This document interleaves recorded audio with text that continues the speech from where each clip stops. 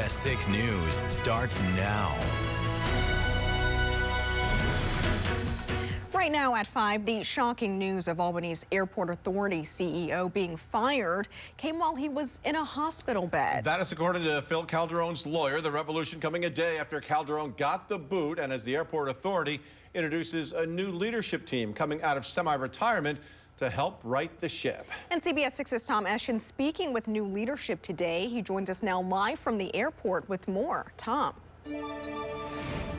Well, Monty and Greg, all these things over the past few weeks going on as this is happening behind me. And if you've flown in or out of Albany Airport recently, happening inside, in front of you at the same time. A $100 million project paid for by the taxpayer, by you, and now it's in the hands of someone new.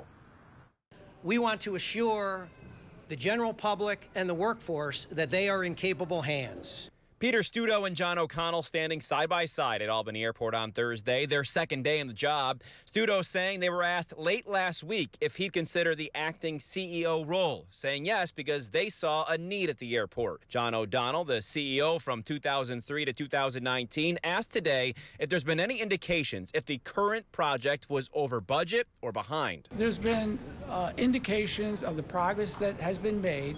But I'd rather not discuss that at this point. I'd rather have the opportunity to prepare and give you a full presentation. Did the board tell you what they wanted to be done differently than what's been done the last 5 years? Well, there were some discussions about some metrics that we looked at. One is enplanements. Enplanements is the number of passengers that have entered planes in a given year.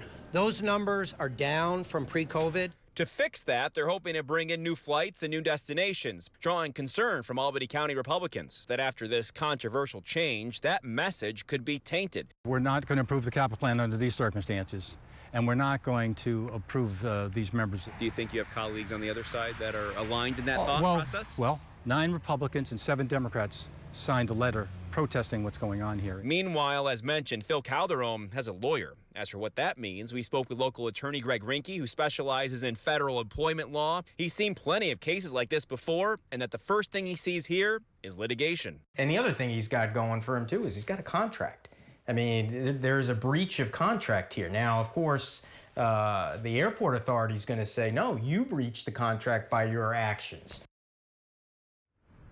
Now, Peter Studo said he will serve in this role as CEO as long as the board members will have them. He did not rule out a permanent role in that aspect. He says that he and John O'Donnell both have not heard from the county executive at this point. And one more note, board members who have been behind at the pulse of all of this were not available at the press conference to answer any questions that we had today.